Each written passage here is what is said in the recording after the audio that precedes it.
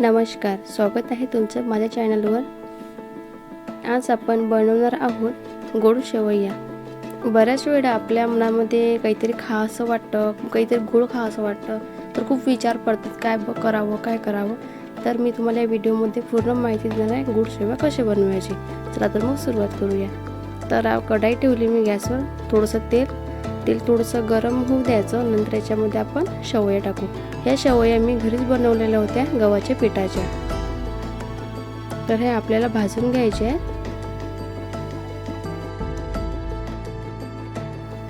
तर ह्या शेवया आपल्याला याचा गोल्डन कलर होईपर्यंत भाजून घ्यायचे आहेत। तर पाहू शकता थोडा आपल्या शेवया कलर बदलत आहे।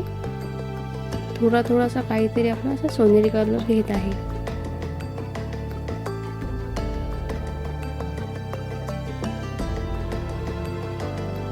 आता याच्यामध्ये आपण दूध घालू। मी गाईचे दूध वापरत आहे, म्हणून थोडंसं दूध पातळ आहे।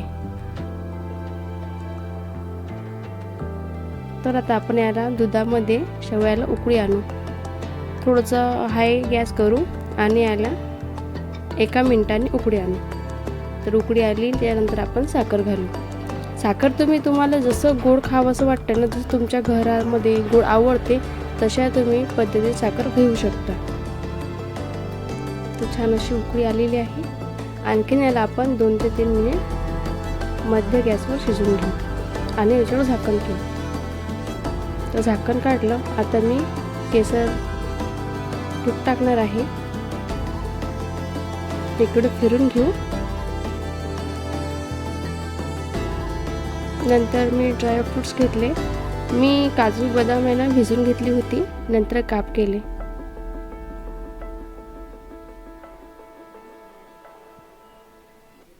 तर शेवया आता आपण आणखी 2 मिनिटांसाठी मध्य गॅसवर शिजवून घेऊ।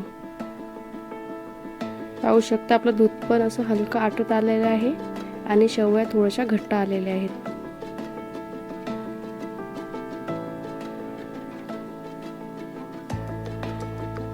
तर आपल्या शेवया तयार झाल्या। पाहू शकता किती छान असा मस्त कलर पण आलेला आहे। तुम्ही पण ही रेसिपी नक्की करून बघा, तुम्हाला खूप आवडेल।